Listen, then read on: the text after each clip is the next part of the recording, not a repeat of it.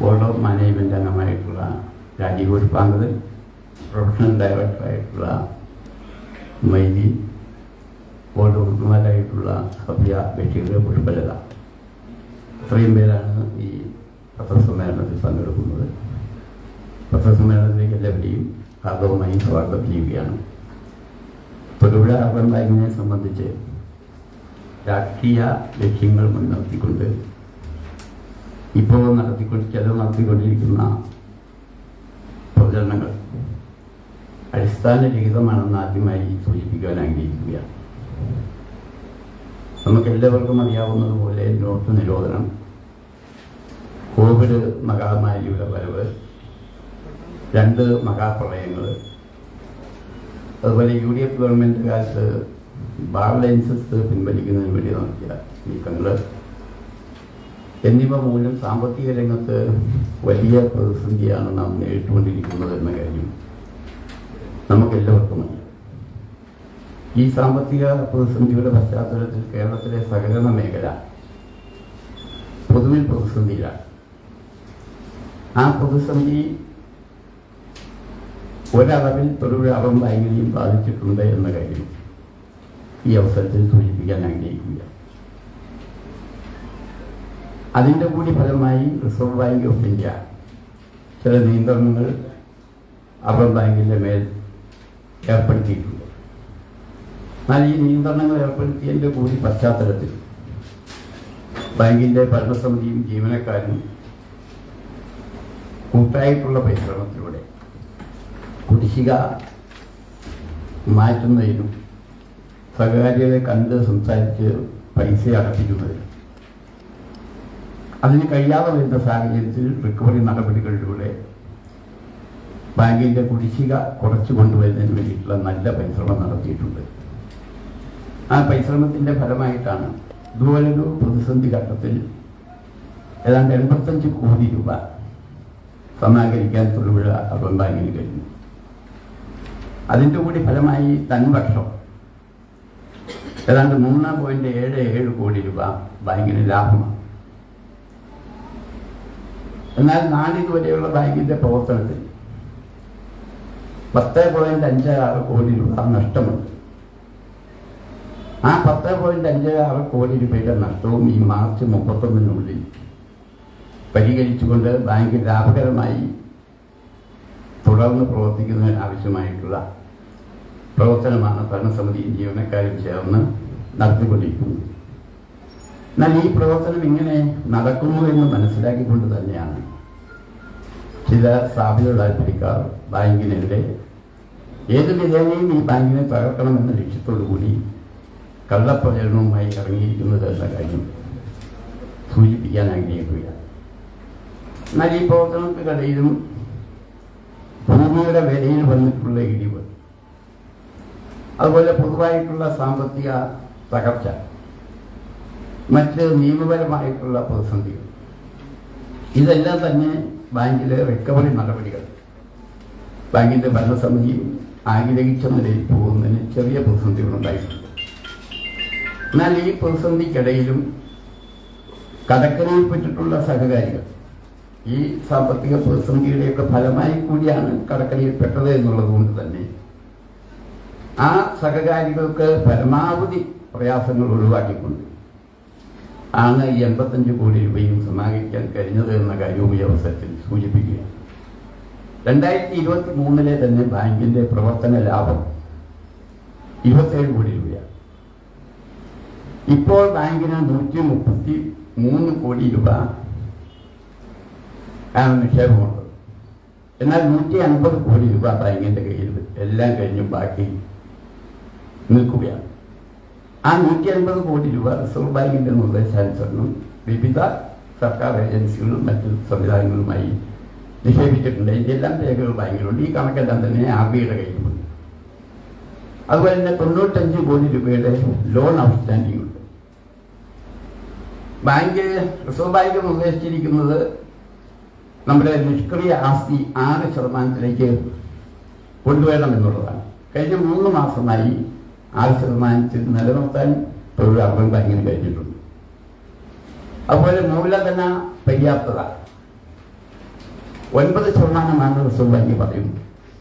എന്നാൽ റിസർവ് ബാങ്കിൽ അത് 20%. അതുപോലെ RBI നിഷ്കർഷിച്ചിട്ടുള്ള നെറ്റ്വർക്ക് സഞ്ചിത മൂല്യം 1 ലക്ഷം രൂപയാണ്. ആ സ്ഥാനത്ത് തൊഴിൽ റിസർവ് ബാങ്കിന് 18 കോടി രൂപയാണ്. ഇങ്ങനെ ഏത് രീതിയിൽ നോക്കിയാലും RBIയുടെ കയ്യിലുള്ള കണക്കും റിസർവ് ബാങ്കിന്റെ കയ്യിലുള്ള കണക്കും പരിശോധിച്ചാൽ തൊഴിൽ റിസർവ് ബാങ്കിൽ പണം നിക്ഷേപിച്ചിട്ടുള്ള ഒരാൾക്കും ഒരു പൈസയും നഷ്ടപ്പെടുകയില്ല എന്നുള്ളത് ഒരു യാഥാർത്ഥ്യമാണ്. ഈ പശ്ചാത്തലത്തിലാണ് ബാങ്ക് തകർച്ചയിലാണ് എന്നുള്ള പ്രചാരവേല വളരെ ബോധപൂർവം സംഘടിപ്പിക്കുന്നത് എന്ന കാര്യം നാം കാണേണ്ടതായിട്ടുണ്ട്. ഇതിനിടയിൽ RBI നിയന്ത്രണം ഏർപ്പെടുത്തിയ ഘട്ടത്തിൽ ഡിപ്പോസിറ്റ് ചെയ്തവർക്ക് കുറേ പ്രതിസന്ധികളൊക്കെ വന്നിട്ടുണ്ട്. ആ പ്രതിസന്ധി വന്നപ്പോഴും ഇൻഷുറൻസ് DICGC വഴി ഏതാണ്ട് 100 കോടി രൂപയോളം നൽകിയിട്ടുണ്ട്. 5 ലക്ഷം രൂപയ്ക്ക് താഴെയുള്ള ഡിപ്പോസിറ്റർമാർ 100 കോടി രൂപ നൽകിയിട്ടുണ്ട്. ആ 100 കോടിയോളം രൂപ 5 വർഷം കൊണ്ട് തിരിച്ചെടുത്താൽ മതി. അതിൽ ആദ്യ ഗഡുവായിട്ടുള്ള ഏതാണ്ട് 19 കോടി രൂപ കഴിഞ്ഞ നവംബർ മാസം നമ്മൾ അടച്ചു കഴിഞ്ഞു. അതുപോലെ SBI അക്കൗണ്ടുകൾക്കും ഇപ്പോൾ ബാങ്കിലുള്ള എല്ലാ നിക്ഷേപങ്ങൾക്കും കൃത്യമായി നമ്മൾ പലിശ നൽകുന്നുണ്ട്. അപ്പൊ ഈ പശ്ചാത്തലത്തിൽ റിസർവ് ബാങ്കിന്റെ പേരിൽ ഏർപ്പെടുത്തിയിട്ടുള്ള നിയന്ത്രണങ്ങൾ ഇളവ് ചെയ്യുകയോ പിൻവലിക്കുകയോ ചെയ്യണമെന്നുള്ള ആവശ്യം റിസർവ് ബാങ്കിന്റെ മുമ്പിൽ നമ്മൾ രേഖാമൂലവും അതുപോലെ നേരിൽ പോയി കണ്ടും അവരെ ബോധ്യപ്പെടുത്തിയിട്ടുണ്ട്. എന്നാൽ അവരെ ഈ ഏപ്രിൽ മാസം ഇത് പരിഹരിക്കാം എന്നുള്ള നിലയിലുള്ള ഉറപ്പാണ് നൽകിയിട്ടുള്ളത്. ബാങ്കിൽ ഇപ്പോൾ 50ഓളം ജീവനക്കാരുണ്ട്. ഏതാണ്ട് 100 വർഷത്തെ പഴക്കമുള്ള ഈ സ്ഥാപനം 10 ബ്രാഞ്ചുകളുണ്ട്. 10 ബ്രാഞ്ചിൽ 8 ബ്രാഞ്ചും വാടക കെട്ടിടത്തിലാണ്. 50ഓളം വരുന്ന ജീവനക്കാർക്കും ഈ നിയന്ത്രണം ഏർപ്പെടുത്തിയ കഴിഞ്ഞ 1.5 വർഷത്തിനുള്ളിൽ ഒരു പൈസ പോലും ശമ്പളം കുറച്ചിട്ടില്ല. ഈ 8 വാടക ബ്രാഞ്ചുകളുടെയും വാടക നൽകണം. ഈ ഒരു പൈസ പോലും വരുമാനമില്ല. സ്വർണ്ണപ്പണയം വെക്കാൻ അനുവദിക്കുന്നില്ല, ലോൺ കൊടുക്കാൻ അനുവദിക്കുന്നില്ല. ഇത്തരം ഒരു പശ്ചാത്തലത്തിൽ ഒരു പൈസ പോലും വരുമാനമില്ലാത്തപ്പോഴും ജീവനക്കാരുടെ ശമ്പളവും വാടകയും അടക്കമുള്ള മുഴുവൻ ചെലവുകളും നിർവഹിച്ചുകൊണ്ടാണ് ഇത്തരമൊരു പുരോഗതിയിലേക്ക് വളർച്ചയിലേക്ക് ബാങ്കിന് മാറാൻ കഴിഞ്ഞത് എന്ന കാര്യവും ഈ അവസരത്തിൽ സൂചിപ്പിക്കുക. അപ്പൊ ഇത്തരമൊരു പശ്ചാത്തലത്തിൽ 100 വർഷം പഴക്കമുള്ള ഈ സ്ഥാപനം തൊടുപുഴയിലെ ആദ്യകാല സർക്കാരികൾ വളരെ കഷ്ടപ്പെട്ട് വളർത്തിയെടുത്താണ്. ഈ സ്ഥാപനത്തെ ഈ നിലയിലാക്കുന്നതിൽ എല്ലാ രംഗത്തുമുള്ള സഹകാരികൾ കക്ഷിരാഷ്ട്രീയത്തിന് അതീതമായി ഈ സ്ഥാപനത്തെ സഹായിച്ചിട്ടുണ്ട്. ആ സഹായത്തിനെല്ലാം കൃത്യമായിട്ടുള്ള നന്ദി ഭരണസമിതിക്ക് വേണ്ടി അറിയിക്കുകയാണ്. അതോടൊപ്പം തന്നെ ഇതിനെ തകർക്കുന്നതിന് വേണ്ടി നടക്കുന്ന നീക്കങ്ങൾ തിരിച്ചറിയാനും അതിനെ പ്രതിരോധിക്കാനും ഈ നാട്ടിലെ നല്ലവരായ മുഴുവൻ ആളുകളുടെയും മാധ്യമ സുഹൃത്തുക്കളുടെയും അകം വെടിഞ്ഞ സഹായവും പിന്തുണയും ഉണ്ടാകണമെന്നും കൂടി ഈ അവസരത്തിൽ അഭ്യർത്ഥിക്കുന്നു.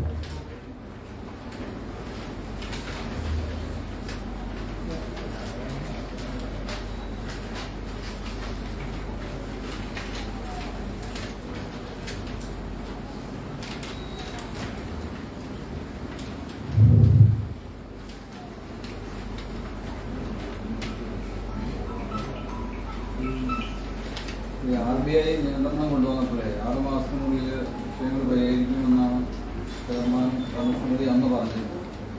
വർഷം 2-3 ആയില്ല, ഇപ്പോഴും പ്രതിസന്ധി രൂക്ഷമായി തുടരുകയാണ്. ഇത് അന്നത്തേക്ക് പ്രതിസന്ധി പരിഹരിക്കാൻ കഴിയുമെന്നാണ്. ഇപ്പോ 6 മാസത്തിനുള്ളിൽ പ്രശ്നം പരിഹരിക്കുമെന്ന് ചെയർമാൻ എന്ന നിലയിൽ ഞാൻ പറഞ്ഞത് ശരിയാണ്. അന്ന് റിസർവ് ബാങ്ക് ഞങ്ങൾ പോയി കാണുമ്പോൾ അവർ പറഞ്ഞത് 20 കോടി രൂപ സമാഹരിച്ചാൽ മതി, നിയന്ത്രണം മാറ്റി തന്നേക്കാവുന്നതാണ്. 20 കോടിക്ക് നമ്മൾ 85 കോടി രൂപ സമാഹരിച്ചു. എന്തുകൊണ്ടാണ് മാറ്റാത്തതെന്നതിനെ സംബന്ധിച്ച് നമുക്ക് കൃത്യമായൊന്നും പറയാൻ കഴിയില്ല. എന്നാൽ മറ്റെന്തെങ്കിലും ഒരു ചാർജോ ആക്ഷേപമോ RBIക്ക് നമ്മുടെ മുമ്പിൽ പറയാനുമില്ല. ഇപ്പം എല്ലാ മാസവും ഓൺലൈൻ മീറ്റിംഗ് കൂടുന്നുണ്ട്. ആ ഓൺലൈൻ മീറ്റിങ്ങിലൊക്കെ ഇതിൻ്റെ പുരോഗതി വിലയിരുത്തി പോകുന്നു എന്നുള്ളതല്ലാതെ ഏതെങ്കിലും തരത്തിലുള്ള ഒരു ആക്ഷേപം എന്നാൽ ഇന്ന കാരണം കൊണ്ട് ഇത് മാറ്റി തരുന്നില്ല എന്നും പറയും. പിന്നെ 6 മാസത്തിനകം ഇത് പരിഹരിക്കാമെന്ന് പറഞ്ഞത് സത്യസന്ധമായിട്ടാണ്. കാരണം ഒന്ന്, നിക്ഷേപകരുടെ ആത്മവിശ്വാസം നിലനിർത്തണം. 2, നല്ല പരിശ്രമത്തിലൂടെ RBI പറഞ്ഞ 20 കോടി രൂപ സമാഹരിക്കാൻ കഴിയും എന്നുള്ളതുകൊണ്ടാണ്. അപ്പം ഇതിനിടയിൽ ഞാൻ പറഞ്ഞല്ലോ ഈ കോവിഡിൻ്റെ പ്രശ്നങ്ങൾ, നാനാവിധ വിഷയങ്ങൾ വന്നതിൻ്റെ കൂടി ഫലമായിട്ടാണ് ഈ പ്രതിസന്ധി ഉണ്ടായെന്നുള്ള കാര്യമാണ്. ഇത് ഇപ്പം നമ്മുടെ ബാങ്കിൻ്റെ നില നോക്കുമ്പോൾ കേരളത്തിലെ 60 ബാങ്കുകളിൽ ഏറ്റവും മെച്ചപ്പെട്ട സാമ്പത്തിക നില തൊഴിലുറപ്പ് ബാങ്കുകൾ. RBIക്ക് എന്തോ പ്രത്യേക താല്പര്യപൂർവ്വം നമ്മുടെ ബാങ്കിനോടുണ്ട്. എന്താണ് എന്ന് പറയാൻ പറ്റില്ല. ഈ RBI ഇപ്പോൾ ലോണിൽ അതിന് ബാങ്ക് ഭരണസമിതിക്കെതിരെ അവിടെ നല്ല ഇടപാടുകാരോട് ചില കാര്യങ്ങൾ ബാങ്ക് ചെയർമാനെതിരെ പറയാൻ അങ്ങനെ ബന്ധപ്പെട്ടിട്ടുണ്ട്. ബാങ്ക് ചെയർമാനെതിരെ പറയുന്നു പറഞ്ഞാൽ രേഖമോട് എന്തെങ്കിലും ഒരു രാഷ്ട്രീയം പറഞ്ഞാൽ നമുക്കറിയില്ല. എന്നാൽ നാനാവിധത്തിലുള്ള കാര്യങ്ങൾ പറയുന്നുണ്ട്. ഞാൻ പറയുന്നത് ഇപ്പൊ കഴിഞ്ഞ ദിവസത്തെ പത്രസമ്മേളനവും അതിനൊപ്പം കോൺഗ്രസിന്റെ ബ്ലോക്ക് കമ്മിറ്റി നടത്തിയൊരു പത്രസമ്മേളനമുണ്ട്. അതിനകത്ത് പ്രധാനമായി ചെയർമാൻ എന്നെ കേന്ദ്രീകരിച്ചിട്ടുണ്ട്. ഞാൻ ഭയങ്കരമായി വിലയില്ലാത്ത വസ്തു വെച്ച് പൈസ കൊടുത്തു, കമ്മീഷൻ മേടിച്ചു, അതുകൊണ്ടാണ് ഇങ്ങനെ പ്രശ്നം വന്നതെന്ന് പറയുന്നത്. എന്നാൽ യഥാർത്ഥ വസ്തു എന്താ? ബാങ്കിലെ രേഖ നോക്കിയാൽ അറിയാമല്ലോ. ഞാൻ ചെയർമാനാകുന്നത് 2017 ജൂൺ മാസത്തിലാണ്. ആകെ ഈ 5 വർഷത്തിനുള്ളിൽ, ഇപ്പൊ കഴിഞ്ഞ 1.5 വർഷമായി ലോൺ കൊടുക്കുന്നില്ല എന്നുള്ള കാര്യം അറിയാം. ഈ 5 വർഷത്തിനുള്ളിൽ 1886 ലോൺ കൊടുത്തിട്ടുണ്ട്. ആകെ 188 കോടി രൂപ. അതിൽ 5 വർഷത്തിനുള്ളിൽ തന്നെ 1382 ലോണും പൂർണ്ണമായി ക്ലോസ് ചെയ്തു. എന്ന് പറഞ്ഞാൽ ഏതാണ്ട് 110 കോടിയാണ് രൂപ. ബാക്കി നിൽക്കുന്നത് 73 കോടി രൂപയാണ്. ഈ 73 കോടി രൂപ നിൽക്കുമ്പോൾ അതിൽ NPAയിലുള്ളത് എന്ന് പറഞ്ഞാൽ കുടിശ്ശിക എന്ന നിലയുള്ളത് 13 കോടി രൂപയാണ്. ഈ 13 കോടി രൂപ കുടിശ്ശിക ഉള്ളതിൻ്റെയും വാല്യുവേഷൻ നോക്കിയപ്പം ഇതിൻ്റെ 3 ഇരട്ടി വാല്യുവേഷൻ.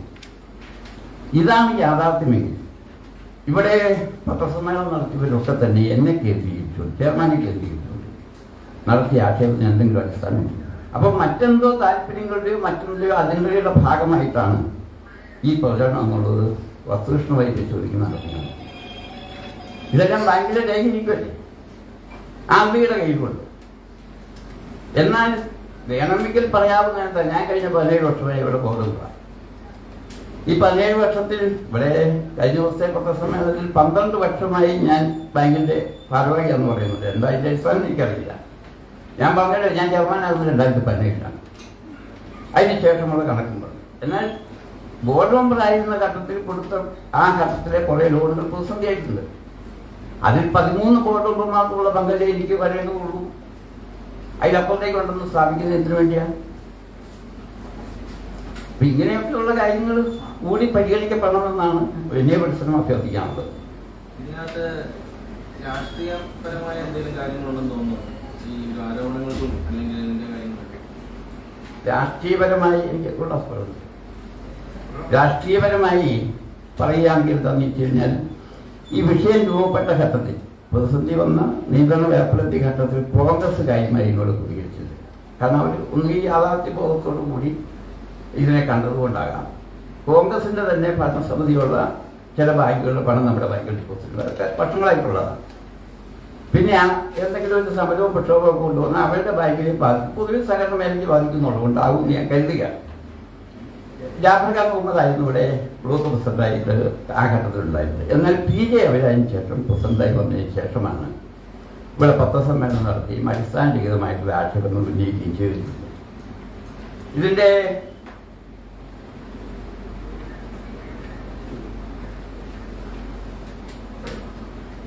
യാഥാർത്ഥ്യം പറയുമ്പോൾ ഈ PJ എവിടെയും ഞാനും തൊട്ട അയൽവാസികളാണ്. കുറച്ചു പേർക്കെങ്കിലും അറിയാം, തൊട്ട അയൽവാസികളാണ്. ഞാൻ ബ്രാഞ്ച് സെക്രട്ടറിയായി പാർട്ടി പോകാൻ തുടങ്ങുന്ന കാലം മുതൽ ഞങ്ങൾ തമ്മിൽ രാഷ്ട്രീയമായിട്ടുള്ള ഏറ്റുമുട്ടലുകളുണ്ടായി. ശാരീരികമായിട്ടല്ല, ആശയപരമായി. ആ ഏറ്റുമുട്ടലുകളിലൊക്കെ പതിറ്റാണ്ടുകൾക്കകം PJ അവര പൊതുരംഗത്ത് തന്നെ പോകേണ്ടതായി വന്നു. ഞാൻ കാരണമാണെന്ന് കണക്കാക്കുന്നില്ല. കോൺഗ്രസിനകത്തെ പ്രശ്നങ്ങളും കാര്യങ്ങളാണ്. കഴിഞ്ഞ ഒരു 5-6 വർഷമായിട്ട് അദ്ദേഹം പൊതുരംഗത്തുണ്ടായിരുന്നില്ല. പക്ഷേ പുതിയ സമവാക്യത്തിലെ ഗ്രൂപ്പ് സമവാക്യത്തിൻ്റെ ഭാഗമായി അദ്ദേഹം ബ്ലോക്ക് പ്രസിഡന്റായി. ഈ ബ്ലോക്ക് പ്രസിഡന്റ് ആയതിനു ശേഷമാണ് ഈ വിഷയം അയാൾ ടേക്കപ്പ് ചെയ്തത്. എന്നാൽ അതിനോട് ചേർന്നുള്ള ഒരു മറുവശം ഇദ്ദേഹം കരുതുന്ന ബൈക്കിൽ ഭരണസമിതി അംഗമായി. ഇതിനിടയിൽ ഭരണസമിതി അംഗമായിരുന്നു. നിർഭാഗ്യമെന്ന് പറയട്ടെ, അദ്ദേഹം മാരകമായ രോഗത്തിനടിമയായി. അപ്പം ഈ ഭരണസമിതി അംഗമായിരിക്കുന്ന ഘട്ടത്തിൽ ഒരു ഭാര്യയും ഭർത്താവിനെ അദ്ദേഹം ബാങ്കിൽ വിളിച്ചു വരുത്തി. എൻ്റെ അയൽപക്കത്ത് തന്നെയുള്ളതാണ്. അദ്ദേഹമായിട്ട് വളരെ വർഷങ്ങളുടെ ബന്ധമുള്ളതാണ്. ഞാൻ ആളുടെ പേരൊന്നും പറയുന്നില്ല. ഇപ്പം മംഗളത്തിൻ്റെ എന്തെങ്കിലും വിനോദം നൽകാൻ വേണ്ടി ഇവരെ വിളിച്ചു വരുത്തിയിട്ട് ഒരു ലോഡിൽ സാക്ഷിയാകാൻ പറഞ്ഞു. സാക്ഷിയാകാൻ പറഞ്ഞ് അവരെ കൊണ്ട് ഒപ്പിടിച്ചു. ഇദ്ദേഹം പറഞ്ഞ് എവിടെ ഒപ്പിട്ട് കൊടുക്കാവുന്ന ബന്ധമുള്ളവരാണ്. 2 വർഷം കഴിഞ്ഞപ്പോൾ അവർക്ക് ബാങ്കിൽ നിന്ന് നോട്ടീസ് വന്നു. ലക്ഷക്കണക്കിന് രൂപയുടെ കടം കുടിശ്ശിക. അപ്പോൾ പോയി അന്വേഷിച്ചപ്പോൾ ശരിയായി, ഇവരുടെ പേരില്ല ലോണ്. ഇദ്ദേഹത്തെ പോയി കണ്ടു സംസാരിച്ചു. അപ്പോൾ തന്നെ ഇദ്ദേഹം രോഗിയായി. പലതവണ പറഞ്ഞു കഴിഞ്ഞപ്പോൾ അടയ്ക്കാൻ കുഴപ്പമില്ലെന്ന് പറഞ്ഞു കൊടുത്തു. പക്ഷെ ഒരു ഘട്ടം കഴിഞ്ഞപ്പോൾ അവർക്ക് മനസ്സിലായി അവരെ പറ്റിക്കാന്ന്. അപ്പം ഞാനുമായിട്ടും വളരെ അടുത്ത ബന്ധമുണ്ടായിരുന്നതുകൊണ്ട് ഇദ്ദേഹം ഭാര്യയും കൂട്ടി എൻ്റെ അടുത്ത് വന്നു. എന്നോട് ഇങ്ങനെ കാര്യങ്ങളെല്ലാം പറഞ്ഞു. ഞാൻ നോക്കിയപ്പോൾ ഇദ്ദേഹം രോഗം ബാധിച്ചു കിടക്കും. നമ്മളത് വേറൊരു താല്പര്യത്തിലേക്ക് പോകേണ്ടതില്ല, രാഷ്ട്രീയമായിട്ട് തന്നെ എടുക്കാൻ പറ്റുന്നത് കണ്ടുകൊണ്ട് ഞാൻ സർക്കിൾ സഹകരണ ചെയർമാൻ ജയറാമിനെ കണ്ടിട്ട് പറഞ്ഞു. ഞാൻ ഇരുന്ന മിനിയോട് പറഞ്ഞു, ഇങ്ങനെ ഒരു വിഷയമുണ്ട്, അതിങ്ങനെ ഒരു സോൾവ് ചെയ്യാനുള്ള ഒരു പരിപാടി സഹായിക്കണം. അവർ കരിമന്നം ഗവൺമെൻറ്റിൽ വിളിച്ച് ബന്ധപ്പെട്ട് ആ വിഷയം ഞാൻ ഇടപെട്ടു എന്നും കൂടെ അറിഞ്ഞതുകൊണ്ട് പരിഹരിച്ചു. ഇത് കരിമന്നം ബാങ്കിൽ ആർക്കെങ്കിലും സംശയമുണ്ടെങ്കിൽ അന്വേഷിച്ചാലറിയാം. ഞാൻ ഇതിനോട് സ്വീകരിച്ച സമീപനം ഇതാണ്. പക്ഷേ ഇങ്ങനെ ഒരു ആക്ഷേപം കേട്ടാൽ സാധാരണഗതിയിൽ അയൽപക്ക ബന്ധം വെച്ച് എന്താണ് ഇതിൻ്റെ വസ്തു എന്ന് അന്വേഷിക്കേണ്ടതല്ലേ. അതിന് പകരം എന്നെ വ്യക്തിപരമായി പതിറ്റാണ്ടുകളായി ആക്രമിച്ചുകൊണ്ടിരിക്കുന്നതിൻ്റെ ഭാഗമായി ഈ വിഷയങ്ങൾ ഇനിയും അതിലേക്ക് വന്ന് ഇവിടെ പരിശോധിക്കാം. ഞാൻ കോൺഗ്രസ്സുകാരെല്ലാം പറഞ്ഞിട്ടിരിക്കുന്നു. ഇനിയും ഒന്ന് പരിശോധിക്കാം സത്യമെന്നാണ്. വീക്ഷണം പത്രത്തിൽ പറഞ്ഞ വീക്ഷണപത്രത്തിന്റെ വിശ്വാസത്തെ സംബന്ധിച്ചൊന്നും സുരേഷ് എന്തിയെ പോയോ ഞാൻ എടുക്കുന്നില്ല. ഒരു 7-8 കോളം ഞാനൊന്നും പത്രം കാണാറില്ല. കഴിഞ്ഞ ദിവസം എന്നെ സംബന്ധിച്ച് വാർത്തയുണ്ടെന്ന് പറഞ്ഞപ്പോൾ ഞാൻ നോക്കിയപ്പോൾ 17 തവണ ഞാൻ വിദേശത്തേക്ക് പൈസ അയച്ചിരിക്കാം എന്നതിൽ കാണിച്ചിരിക്കുക.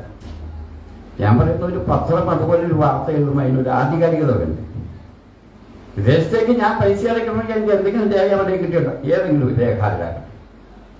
എൻ്റെ മൂത്ത മകള് കഴിഞ്ഞ 7 വർഷത്തെ അമേരിക്കയില കുറച്ച് ആളുകൾക്ക് അറിയാം. ഈ 8 വർഷത്തിനുള്ളിൽ ഞാൻ 2 തവണ പോയിട്ട് 2 മാസം അവിടെ നിന്ന് ഇതിനിടയിൽ ഞാൻ പൈസ അയച്ചിട്ടുണ്ടോ? വിദേശത്തു നിന്ന് നമ്മളെല്ലാം കേട്ടുകേൾവി ഇങ്ങോട്ട് പൈസ വരുന്ന അങ്ങോട്ട് പൈസ അയക്കുന്ന വിദേശത്ത് പോയി കിടക്കേണ്ട വല്ല കാര്യമുണ്ട്? ഈ പറഞ്ഞ PJ അഭിനയയിലെയും മക്കളും ചിലർ വിദേശത്തുണ്ട്, അമേരിക്കയിലുണ്ട്. ഞാൻ മനസ്സിലാക്കിയ നിലവിലെ ചേട്ടൻ ഉൾപ്പെടെ എൻ്റെ മോളുടെ തൊട്ട ഈ ലോകത്തുണ്ട്. അന്വേഷിക്കാം. ഒരു കാര്യം എന്ത് വിരോധമാകട്ടെ, ഒരു കാര്യം പറയുന്നതിന് വസ്തുനിഷ്ഠമായിട്ടുള്ള അടിസ്ഥാനം വേണ്ടേ.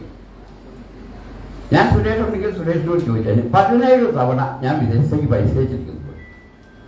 ഇനി അവിടെ എൻ്റെ മോള് നേഴ്സായിട്ട് ജോലി ചെയ്യാം. അവിടെ അമേരിക്കയെ സംബന്ധിച്ച് അറിയാവുന്നവർക്കറിയാം, നേഴ്സായിട്ട് ജോലി കിട്ടിയെങ്കിൽ മാത്രമേ മാന്യമായിട്ടൊരു ലോൺ കിട്ടുള്ളൂ. നേഴ്സായി ജോലി കിട്ടിയതിന് ശേഷമാണ് ലോൺ എടുത്തൊരു വീട് മേടിക്കുന്നത്. ആ വീടിൻ്റെ ബാധ്യത എന്നോട് പറഞ്ഞ് 30 വർഷം കൊണ്ട് തീരുന്നു. അപ്പോൾ മോൾക്ക് ഒരു 65 വയസ്സായാലേ ആ ബാധ്യത തീരും. ഇനി വേറെന്തെങ്കിലും ഇപ്പോൾ ഈയിടെ ഞാൻ 1 മാസം പോയപ്പോൾ പറഞ്ഞത് തിരിച്ചു വന്നപ്പോൾ ED പേടിച്ചു പോയതാണ്. ED പേടിക്കേണ്ട കാര്യം എനിക്കെന്തെങ്കിലും ഒന്ന് ഞാൻ പോയിട്ട് 2 മാസം പോയാൽ അമേരിക്കയിൽ പോയാലുള്ള വിഷമമറിയാലോ. 1 മാസം കൃത്യമായിട്ട് ഞാൻ പോകും തിരിച്ചവിടെ. എനിക്കൊരു കിടിയെ ഭയപ്പെടേണ്ട കാര്യമില്ല. അവിടെ ഞാൻ ബാറോ അല്ല, അവിടുത്തെ ഞാൻ ഡാൻഡികളെ അവിടെ പ്രധാനമായി പണം കൊടുക്കുന്ന ഒന്ന് പെട്രോൾ പമ്പിലും ഡാൻഡി ഷോപ്പിനാണ്. ഈ 2 എനിക്ക് അവിടെ നിക്ഷേപം ഉണ്ടെന്നാണ് അന്വേഷിച്ചു നോക്കിയോട്ടെ. അവരായിട്ട് തന്നെ ജ്യേഷ്ഠനോടെയുണ്ട്. ഇല്ലെങ്കിൽ എൻ്റെ ഹെൽക്കുന്ന നാട്ടുകാർ അവരുടെ സുഹൃത്തുക്കളായിട്ടുള്ള പലരും ന്യൂയോർക്കിലുണ്ട്. അന്വേഷിച്ചു നോക്കട്ടെ. ഇങ്ങനെയൊക്കെ പറയാൻ കൊള്ളാവും. പിന്നെ എനിക്ക് ഇതൊക്കെ കേൾക്കുമ്പോൾ ഒരു ഭയവുമില്ലാതെന്താണെന്നല്ലോ. ഞാൻ 14 വർഷം കഴിഞ്ഞ ബാങ്ക് ബോർഡ് മെമ്പറായിരുന്നു. 100 രൂപ ഞാനോളം ലോൺ എടുത്തിട്ടില്ല. ഇപ്പൊ 17 വർഷമായി ഈ ബാങ്കിൽ ബോർഡ് മെമ്പറാണ്. ഇന്നലെ ചെയർമാനായി. ഒരു 100 രൂപ അവിടെ ലോൺ എടുത്തിട്ടില്ല. എനിക്ക് പൈസ ആവശ്യമില്ല. 2 കുഞ്ഞുങ്ങളെ BSc നഴ്സിംഗ് വിട്ട് പഠിപ്പിക്കണമെങ്കിൽ എനിക്ക് പൈസ വളരെ ദരിദ്രം പിടിച്ച കുടുംബത്തിൽ ജീവിച്ചാൽ വേറെ ബാങ്കിൽ നിന്ന് ലോണുണ്ട്. ഞാൻ ചോദിക്കട്ടെ, കേരളത്തിലെ സഹകരണ മേഖലയിൽ ഇന്ന് നിൽക്കുന്ന കള്ളപ്പണം വെളുപ്പിച്ചു എന്ന ആക്ഷേപം റിസർവ് ബാങ്കിനെ സംബന്ധിച്ചുണ്ടോ? കുടുംബക്കാര് പ്രതിസന്ധി ഞങ്ങൾ ഇവരൊക്കെ ഇരിക്കുന്നേ. ജോലിയാണെങ്കിൽ എൻ്റെ കൂടെ തീർക്കാൻ കൊള്ളുണ്ടായിരുന്നു. ഒരു 100 രൂപ ഞാൻ ലോൺ എടുത്തുന്ന ആക്ഷേപം ഏതെങ്കിലും പ്രതിസന്ധി ഞങ്ങൾ എടുത്തുന്ന ആക്ഷേപമുണ്ടോ? അപ്പൊ അതുകൊണ്ട് അത്തരം കാര്യങ്ങളെ സംബന്ധിച്ചൊന്നും നമുക്കൊരു ഭയമില്ല. ഈ കാതലെത്തുന്ന പ്രകടനം നടത്തുന്നതല്ലാതെ ഏതെങ്കിലും ഒരു ഏജൻസിയുടെ മുമ്പിൽ അവർക്ക് ബോധ്യപ്പെടുന്ന രൂപത്തിൽ ഒരു ആക്ഷേപം ഉന്നയിക്കാൻ കഴിഞ്ഞിട്ടുണ്ടോ? അത് ആ ചോദ്യത്തിന് ഞാൻ നിങ്ങളോട് പറയാൻ ചോദിക്കാം. ശരിക്കും ഏകയില് കണക്കിങ്ങനെയൊക്കെ കാണിക്കുമ്പോൾ കറക്റ്റാ കാര്യങ്ങൾ. അപ്പൊ ഞങ്ങളിപ്പം ബാങ്കിങ് കാര്യങ്ങൾ ഞങ്ങൾക്ക് കൃത്യം അറിയത്തില്ല. എങ്കിൽ പോലും നിങ്ങൾ നോക്കുക ശരിയാ. പക്ഷേ ബാങ്ക് അടഞ്ഞു കിടക്കുന്നു, ബാങ്കിന്റെ ഇടപാടുകൾ നടക്കുന്നില്ല, സാധാരണക്കാരൻ നിക്ഷേപിച്ച പൈസ കിട്ടുന്നില്ല. ഈ ബാങ്കിനെ രക്ഷിക്കാൻ വേണ്ടി പല സഹകരണ ബാങ്കുകളും കൊണ്ട് ആ സഹകരണ ബാങ്കുകളും സംഗതി പറ്റി പ്രതിസന്ധിയിൽ നിൽക്കുന്നു. ഈ ഒരു കാര്യത്തിൽ സാധാരണക്കാരന് എവിടെ നീതി കിട്ടുന്നു എന്നുള്ളൊരു ക്വസ്റ്റ്യൻ. ഇത് പുരോഗതിയാണെന്നാണ് ചെയർമാൻ പറയുന്നത്. അല്ല, പുരോഗതി ഈ കണക്ക് നിങ്ങൾക്ക് പരിശോധിക്കാം. പിന്നെ ഇപ്പോ സുഹൃത്ത് പറഞ്ഞതുപോലെ ഈ ബാങ്ക് പ്രതിസന്ധിയിലായതുകൊണ്ട് മറ്റേതെങ്കിലും സഹകരണ ബാങ്ക് പ്രതിസന്ധിയിലായി എന്ന് പറയുന്നത് ചുമ്മാ അവിടെ പറയാനുള്ളൂ. കാരണം നമ്മുടെ ബാങ്കിൽ ഡിപ്പോസിറ്റ് ഉള്ളതിൽ ഒരു ബാങ്ക്, പ്രത്യേകിച്ച് മുട്ടം ബാങ്ക് മാത്രമാണ് ഒരു ചെറിയ സാമ്പത്തിക പ്രതിസന്ധിപ്പെട്ടത്. വേറെ ഒരു ബാങ്കിനാലും ഉത്തരം പ്രശ്നമില്ല. കരിമണ്ണൂർ ബാങ്ക് 3 കോടി രൂപ ഒരു പക്ഷേ കണ്ടേ ഈ സമീപനാലും എന്തോ വിഷയം വന്നിട്ടുണ്ട്. പക്ഷെ അവരൊന്നും നമ്മുടെ അടുത്ത് ആവശ്യപ്പെട്ടിട്ടില്ല. ഒരു രൂപ പോലും കൊടുക്കുന്നില്ല അവസ്ഥ. ഒരു രൂപ പോലും കൊടുക്കുന്നില്ല. ശരിയായില്ല. ഈ മണ്ണപ്പുറം ബാങ്കിന് കുറെ പൈസ വന്നിട്ടുണ്ടായിരുന്നല്ലോ. ഒരു പൈസ ഇല്ല. മണ്ണപ്പുറം ബാങ്കിനില്ല, കുമാരമംഗലമായിരുന്നു ഒരു പൈസ ഞങ്ങളില്ല. പക്ഷെ ഞങ്ങളുടെ ഒരു പൈസ ഇല്ല. ആർക്കാണെങ്കിൽ രേഖ നോക്കിയാൽ അല്ല. അതിപ്പോ ഞാൻ പറഞ്ഞില്ല, നമ്മുടെ ബാങ്കുമായിട്ട് ഒരു ബന്ധമില്ലാത്ത ഈ ചെലവില്ല പറഞ്ഞിരിക്കും. നമുക്ക് എന്ത് ചെയ്യാൻ പറ്റും? എത്ര രൂപ ഇപ്പൊ കുടിശ്ശികയുണ്ട് ബാങ്കിന്? കുടിശ്ശിക പിരിച്ചെടുക്കാറുണ്ട് ഇപ്പൊ ഒരു 40-45 കോടി.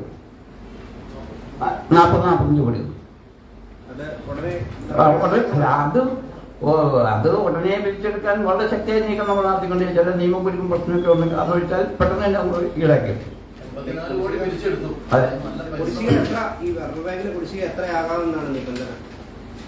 ആ കുടിശ്ശിക ഞാൻ പറഞ്ഞില്ലേ, ബാങ്കിന്റെ കുടിശ്ശിക നിരക്ക് നോക്കുമ്പോൾ അവർ 9%, 10%, ആവശ്യമാണ് ഓരോ ഘട്ടത്തിൽ പറയും. അതല്ല, RBI നിർദ്ദേശപ്രകാരം എത്ര രൂപയാണ് ബാങ്കിന് കുടിശ്ശിക പരമാവധി ആകാവുന്നത് എന്നാണ് ആ ഇതിൽ ഇപ്പൊ അവർ പറഞ്ഞല്ലോ. 6% എന്നുള്ളതിൽ നമുക്ക് നിലനിർത്തി പോകാൻ കഴിഞ്ഞിട്ടുണ്ട്. ഈ 6% എന്നുള്ളത് എത്ര വർഷമായിട്ട് ഈ 6%-ന് മുകളിലാണ്? വർഷം ഡിവിഡന്റ് കൊടുത്തിട്ട് എത്ര വർഷമായി? ഡിവിഡന്റ് കൊടുത്തിട്ട് 5 വർഷമായി. അപ്പൊ അത് 5 വർഷമായിട്ട് ബാങ്കിൽ പ്രതിസന്ധി ഉണ്ടെന്നല്ലേ എന്റെ? അങ്ങനെ മാത്രം എടുക്കാൻ പറ്റൂല. ഇപ്പൊ സാമാന്യന് ചെറിയ ലാഭമൊക്കെ ഉള്ള ബാങ്കുകൾ പോലും ഡിവിഡന്റ് കൊടുക്കുന്നില്ല. അല്ല, ഇപ്പൊ ഇതിനകത്ത് പറയുന്നത് ഈ 3.77 കോടി ലാഭം ഉണ്ടെന്ന് പറഞ്ഞു കഴിഞ്ഞാൽ ഇതൊരു കണക്കിലെ കളിയാണ്. ഇത് തൊടാനോ ആർക്കും കാണാനോ ഒന്നും പറ്റാത്ത. അല്ലല്ല, അതിൽ പറഞ്ഞില്ല. ആ കൂടെ വേറെ കാര്യം പറഞ്ഞിട്ടുണ്ട്. നമ്മുടെ ബാങ്കിന്റെ ലാഭമാണ്. ഇത് ബാങ്കിന്റെ യഥാർത്ഥ പ്രവർത്തന ലാഭമാണെന്നൊന്നും വിശദീകരിക്കാൻ പറ്റില്ല. എന്തുകൊണ്ട് പറ്റില്ല? ഞാൻ പറഞ്ഞില്ല. അല്ല, ആ കൂടെ ഒരു കാര്യം കൂടെ പറഞ്ഞല്ലോ. ബാങ്കിന്റെ 4 കോടിയുള്ള പ്രവർത്തനത്തിൽ 10 കോടി 50 ലക്ഷം രൂപയുടെ നഷ്ടമുണ്ട്. ആ നഷ്ടം നിൽക്കുമ്പോൾ നമുക്ക് ലാഭവിധം കൊടുക്കാൻ തുടങ്ങുന്നില്ല. എന്നിട്ടാണ് ഈ ലാഭം ഉണ്ടാക്കിയെന്ന് പറയുന്നത്. എന്നിട്ട് ഈ ഇതിൽ നഷ്ടത്തിന് കുറവ് വന്നിട്ടില്ലല്ലോ ലാഭം ഉണ്ടാക്കിയെന്ന് പറയുമ്പോൾ. നഷ്ടത്തിന് കുറവ് വന്നെന്ന് പറഞ്ഞാൽ ഈ നഷ്ടം എങ്ങനെയാ? നമ്മൾ പ്രൊവിഷൻ വെക്കുന്നില്ല. പണം അവിടത്തേക്ക് നമുക്ക് എടുത്തു ചോദിക്കാൻ പറ്റില്ല. കണക്കല്ലേ, ഓഡിറ്റ് ചെയ്ത കണക്കല്ലേ. അപ്പൊ ആ കണക്കിന് നമ്മൾ വിശ്വസിക്കേണ്ട കാര്യമില്ല. ബാങ്കിന്റെ ഭരണസമിതിക്ക് ഇത്ര ആരോപണങ്ങൾ വരുന്നു. താങ്കൾ ഉത്തരവാദിത്തപ്പെട്ട ഒരു പൊതുപ്രവർത്തകനാണ്, സർക്കിൾ സഹകരണ സംഘത്തിന്റെ ചെയർമാനാണ്. അപ്പൊ സ്വാഭാവികമായിട്ട് അന്വേഷണങ്ങൾ വരുമ്പോൾ അന്വേഷണം നടത്തേണ്ടത് സഹകരണ വകുപ്പാണ്. ഒരു ന്യായമായ അല്ലെങ്കിൽ എന്താണ് സുതാര്യമായ അന്വേഷണം നടക്കാൻ വേണ്ടിയിട്ട് താങ്കൾ ആ സ്ഥാനത്ത് നിന്ന് മാറി നിൽക്കുന്നതല്ലേ ഉചിതം? സുതാര്യമായ അന്വേഷണത്തിന് ആദ്യം തർക്കം അല്ല, താങ്കൾക്ക് വേണമെങ്കിൽ ഇതിൽ ഇടപെടാമല്ലോ. ഞാൻ പറഞ്ഞല്ലോ, ഞാനാണ് പ്രശ്നമെങ്കിൽ അങ്ങനെ ഒരു നിലപാടെടുക്കാൻ താങ്കൾ തയ്യാറുണ്ടോ? ഇപ്പൊ തയ്യാറില്ല. എന്തുകൊണ്ട് തയ്യാറെന്ന് ചോദിച്ചു കഴിഞ്ഞാൽ കാര്യമുണ്ട്. മാർക്സിസ്റ്റ് പാർട്ടിയെ സംബന്ധിച്ചിടത്തോളം മുഖ്യമന്ത്രിക്കെതിരെ ചീഫ് സെക്രട്ടറി അന്വേഷണം നടത്തുന്നവരാണ്. ഒരു കാര്യമില്ല. ഞാൻ ചോദിക്കട്ടെ, ഇപ്പൊ കേരളത്തിൽ ഒരുപാട് നല്ല കാര്യങ്ങൾ ചെയ്തെങ്കിലും എല്ലാ കുഴപ്പത്തിന്റെ ഉത്തരവാദി പിണറായി ആണെന്ന്, പിണറായി മാറിയാൽ രക്ഷപ്പെടുമെന്ന് പറയുന്നുണ്ടോ? ഉടനെ മാറാൻ പറ്റുമോ? എന്നെ ഈ ചുമതല ഏൽപ്പിച്ച ഒരു സംവിധാനമുണ്ട്, അറിയാലോ. ആ സംവിധാനം ഒരാളെ ചുമതല ഏൽപ്പിക്കുന്നതും ആ ചുമതലയിൽ നിന്ന് മാറ്റുന്നതും ആരെങ്കിലും പറഞ്ഞതുകൊണ്ടോ ഒച്ച വെച്ചതോ? ബാങ്കിന്റെ പ്രതിപക്ഷ സംവിധാനത്തോടാണോ? അല്ല, ഞാൻ പറയട്ടെ, ഒച്ച വെച്ചതുകൊണ്ടോ അല്ലല്ലോ. അല്ല അതെ, ഞാൻ ആ ന്യായത്തിന് ഞാൻ മറുപടി പറയുന്നത് ബാങ്കിന്റെ പ്രതിബദ്ധത പ്രസ്ഥാനത്തോടല്ല, ആളുകളോടാ. ആ പ്രതിബദ്ധത ഉള്ളതുകൊണ്ടല്ലേ ഞാൻ കൊടുത്ത ലോണുകളുടെ കാര്യം പറയുന്നേ. അവരുടെ നിക്ഷേപം തിരിച്ചു കിട്ടത്തില്ലല്ലോ. പറഞ്ഞിട്ട് നിക്ഷേപം കൊടുക്കാനുള്ള സാഹചര്യത്തിലേക്ക് എത്തിച്ചാരാ? ആരാ? RBIയുടെ നിയന്ത്രണം ഉണ്ടാകുന്ന സാഹചര്യം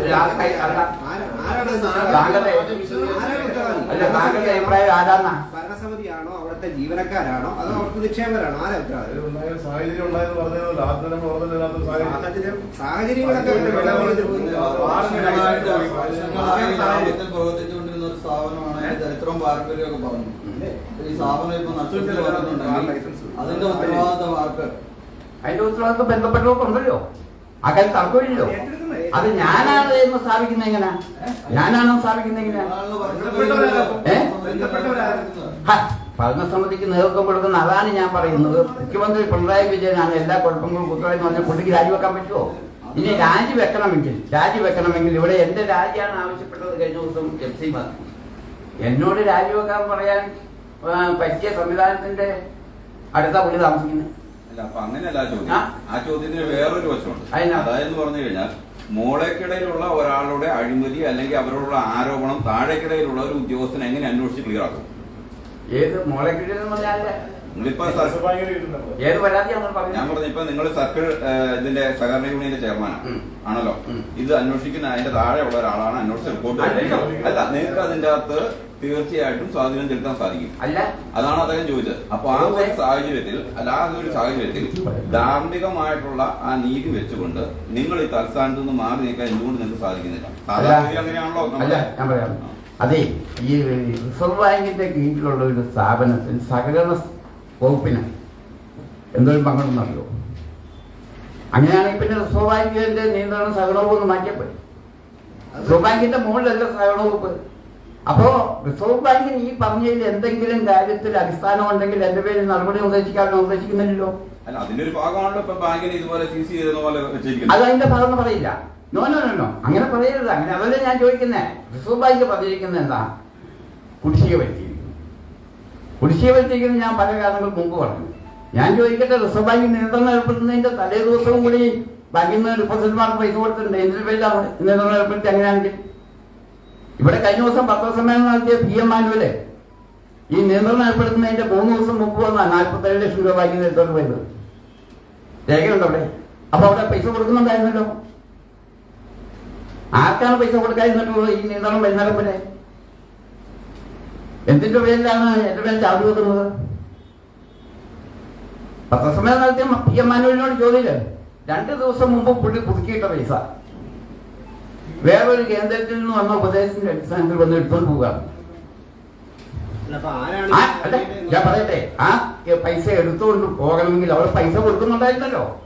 നിയന്ത്രണം വന്നതിന് ശേഷം പൈസ കൊടുക്കുന്നില്ലല്ലോ. ഇല്ലല്ലോ. അല്ല, അതാണ് ഞാൻ മുമ്പേ നിയന്ത്രണത്തിന് കാരണം ഞാൻ നിങ്ങൾ മാധ്യമ ആ കാര്യം പറഞ്ഞല്ലോ. ആരാണ് ഉത്തരവാദി? ജീവനക്കാരാണോ, ഭരണസമിതിയാണോ? സാഹചര്യങ്ങളൊക്കെ മാറ്റം വന്നിട്ടുണ്ട് സാർ. സാഹചര്യങ്ങളൊക്കെ മാറ്റം വന്നിട്ടുണ്ട്. കുടിശ്ശിക പഴയ പോലെ തന്നെ നിൽക്കുകയാണ്. ബാങ്ക് കുടിശ്ശിക കുറഞ്ഞു 5%. RBI പറഞ്ഞു ഞങ്ങൾ 5.72 അതുപോലെ തന്നെ ക്രാർ അവർ 9 പറയുന്നത്, ഞങ്ങളിപ്പോ 20 എത്തിച്ചു. RBI പറഞ്ഞ മുഴുവൻ കാര്യങ്ങളും ചെയ്തിട്ടും ചെയർമാൻ പറഞ്ഞൊരു കാര്യമുണ്ട്. അതായത് വഴിവിട്ട രീതിയിലുള്ള ലോണുകൾ കൊടുത്തുവെന്നും അങ്ങനെയാണ് അദ്ദേഹത്തിന് ആരോപണം. അദ്ദേഹം എനിക്ക് പറഞ്ഞ കാര്യമാണ്. അപ്പൊ അങ്ങനെ ആരോപണം ശരിക്കും സമൂഹത്തിലുണ്ട്. അതായത് ചില വ്യക്തികൾക്ക് ഫെയർ വാല്യൂവിനേക്കാൾ ഉപരി, അതായത് വാല്യൂഷൻ കൂട്ടിക്കാണിച്ച് ലോൺ അതിൽ നിന്ന് കൊടുത്തു. അത് തിരിച്ചു പിടിക്കാൻ മാർഗമില്ലാത്ത ചില സാഹചര്യങ്ങളുണ്ട് എന്നൊക്കെ ഒരു പൊതു സംസാരമുണ്ട്. അത് കഴിഞ്ഞ പത്രസമ്മേളനം നടത്തിയവരും പറഞ്ഞു. ഇപ്പൊ ചെയർമാൻ തന്നെ അത് പറയുകയും ചെയ്തു. അങ്ങനെ ആരോപണം ഉണ്ടെന്ന് പറഞ്ഞു. ഞാൻ പറഞ്ഞത് അങ്ങനെ ആരോപണം ഉണ്ടോ, അത് സത്യമാണ്, അതെന്തെങ്കിലും യാഥാർത്ഥ്യങ്ങളുണ്ടോ? അല്ല, ആ യാഥാർത്ഥ്യങ്ങൾ നമുക്ക് അതേപടി എടുക്കാൻ പറ്റത്തില്ല. കാരണം എന്താണെന്ന് ചോദിച്ചു കഴിഞ്ഞാൽ അവർ പറഞ്ഞില്ല, ഞാൻ പറഞ്ഞില്ല. അവരുടെ പ്രധാന ആക്ഷേപം എന്ന് പറയുന്നത് ഈ പണമെല്ലാം കൊടുത്തത് ഞാനാണെന്നും 50 കോടി രൂപ അതിന്റെ അടിസ്ഥാനത്തിൽ ഞാൻ കമ്മീഷൻ പറ്റിയിട്ടുണ്ടെന്നുള്ള പ്രചരണമാണ് വന്നിരിക്കുന്നത്. ആ പ്രചരണത്തിന് വലിയ അടിസ്ഥാനമാണെന്ന് ഞാൻ ചോദിക്കുന്നത്. ഒന്ന്, ഭൂമിയുടെ വിലയിൽ വന്ന മാറ്റം. ഇപ്പൊ ഞാൻ പറയാം, തൊടുപുഴത്തെ ഒരു ബാർ വിറ്റു. നമുക്ക് എല്ലാവർക്കും അറിയാമല്ലോ. അവർ കഴിഞ്ഞ 30 വർഷമായി നമ്മുടെ ബാങ്കിലെ കസ്റ്റമറായിരുന്നു. മറ്റേ ലൈസൻസ് റദ്ദ് ചെയ്തതുമായി ബന്ധപ്പെട്ട് ബാർ ലൈസൻസിന്റെ പൊതുവായിട്ടുള്ള വിഷയം ഞാൻ ആദ്യം സൂചിപ്പിച്ചതുമായി ബന്ധപ്പെട്ട് ഉള്ള പ്രതിസന്ധിയിലാണ് അവർ കടക്കണിയിലാവുന്നത്. അതുപോലെ തന്നെ പാർട്ടി ഹാള് അവരും 10-20 വർഷമായിട്ട് നമ്മുടെ കസ്റ്റമറായിരുന്നു. അപ്പൊ ആ വിഷയത്തിൽ അവർക്ക് കൊടുത്തുകൊണ്ടിരുന്ന ലോൺ എല്ലാ ദിവസവും രാവിലെ കൊണ്ട് കൃത്യമായി പൈസ അടയ്ക്കുന്നവരായിരുന്നു കഴിഞ്ഞ 30 വർഷമായിട്ട്. അവരെ നമുക്ക് വിശ്വസിക്കാൻ പറ്റുമായിരുന്നോ? അതുപോലെ നമുക്ക് എല്ലാവർക്കും അറിയാമല്ലോ, ഒരു സെന്റ് റബ്ബർ തോട്ടത്തിന് പറഞ്ഞാൽ 1 ഏക്കർ റബ്ബർ തോട്ടത്തിന് 1 കോടി രൂപയുടെ ഉണ്ടായിരുന്നു. ഇന്ന് 20 ലക്ഷം പോലും ഇല്ല. അതിന് തൊഴിലുറപ്പ് ബാങ്കിന്റെ ചെയർമാൻമാരെ വിഷയം പരിഹരിക്കപ്പെടുമോ? എനിക്ക് മനസ്സിലാക്കേണ്ടി ചോദിക്കാം. പരിഹരിക്കപ്പെടുമെങ്കിൽ ഞാൻ അറിയണം. അപ്പൊ നമ്മളൊരു കാര്യം ഉന്നയിക്കുമ്പോൾ ആ ഉന്നയിക്കുന്നതിനൊരു അടിസ്ഥാനം വേണ്ടേ? അടിസ്ഥാനമില്ല എന്നുള്ളതാണ് ഉന്നയിക്കുന്നതിനെ സംബന്ധിച്ച് എന്റെ ആക്ഷേപം. അതല്ലെങ്കിൽ ഇന്ന കാരണം ബാങ്കിലെ രേഖകൾ പരിശോധിച്ചിട്ട് ഞാൻ പറഞ്ഞല്ലോ, 158 കോടി രൂപ ലോൺ കൊടുത്തപ്പോൾ 13 കോടി രൂപ കുടിശ്ശിക വന്നാൽ അതാണ് ഏറ്റവും വലിയ മഹാപാതകം എന്ന് സ്ഥാപിക്കുന്നതിന്റെ ഉദ്ദേശം എന്താ? ആ ഉദ്ദേശത്തെ സംബന്ധിച്ച് പറഞ്ഞോളൂ. മുട്ടം ബ്രാഞ്ചിൽ 8 ലക്ഷം രൂപ ചെയർമാന്റെ അക്കൗണ്ടിലേക്കും മാറ്റി സുരക്ഷ കാണിക്ക് പുറത്തു പോയതോ? സുരേഷ് ഞാൻ ഒരു അല്ല അതിന്റെ ഞാനൊരു അല്ല സുരേഷ് വന്നുകൊണ്ട് ഞാൻ കണ്ടില്ല. ഒരു 17 തവണ ഞാൻ വിദേശത്തേക്ക് പൈസ അയച്ചിട്ടുണ്ട്. വീക്ഷണത്തിന് പറഞ്ഞത് അതിന്റെ ആധികാരികത പറയേണ്ടത് സുരേഷാണ്. സാബ് നിശ്ചയാണ്. അപ്പൊ അത് ഏതാണ്ട് അപ്പൊ ഒരു കാര്യം എന്ത് ചോദിക്കാത്ത ഞാൻ ഉറപ്പിച്ചു. ഞാൻ ആദ്യ ദിവസം പറയുന്നത് ഒന്ന്, ഞാൻ അതിലെന്തെങ്കിലും വഴിപെട്ട രൂപത്തിൽ പൈസ കൈകാര്യം ചെയ്യാനാണെങ്കിൽ അക്കൗണ്ട് ടു അക്കൗണ്ടാണ് കൈകാര്യം ചെയ്യുന്നത്. അതും അർബൻ ബാങ്കിന്റെ ചെയർമാൻ എന്നല്ല, അർബൻ ബാങ്കിൽ എൻ്റെ അക്കൗണ്ടിലേക്ക് 8 ലക്ഷം രൂപ ഇട്ട് തരണമെങ്കിൽ അതിന് എന്തെങ്കിലും ഒരു സുതാര്യത കാണിക്കണം. അപ്പോഴെങ്കിലും നമ്മൾ എടുക്കണ്ടേ?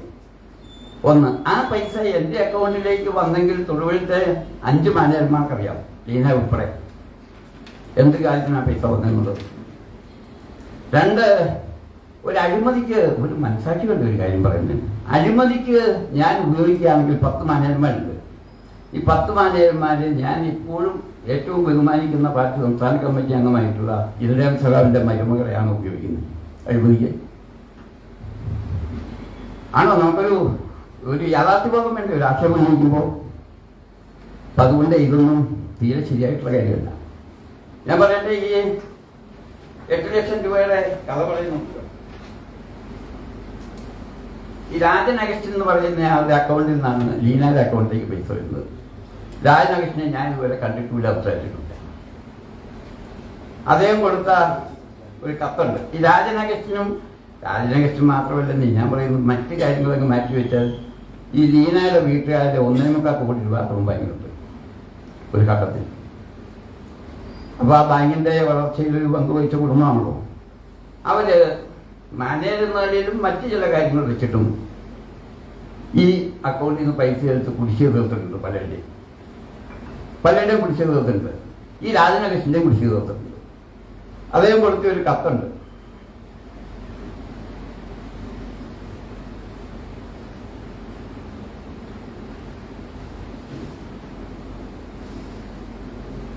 ബ്രാഞ്ച് മാനേജർ അവരും വാങ്ങി മുട്ടം, ബഹുമാനപ്പെട്ട മാധവ്, എൻ്റെ ലോണ് ILT നമ്പർ മാർച്ച് 31 മുമ്പായി കുറച്ചെങ്കിലും അടയ്ക്കുന്നതിനായി പണം കണ്ടെത്തുന്നതിനുള്ള ശ്രമത്തിലാണ് ഞാൻ. പക്ഷേ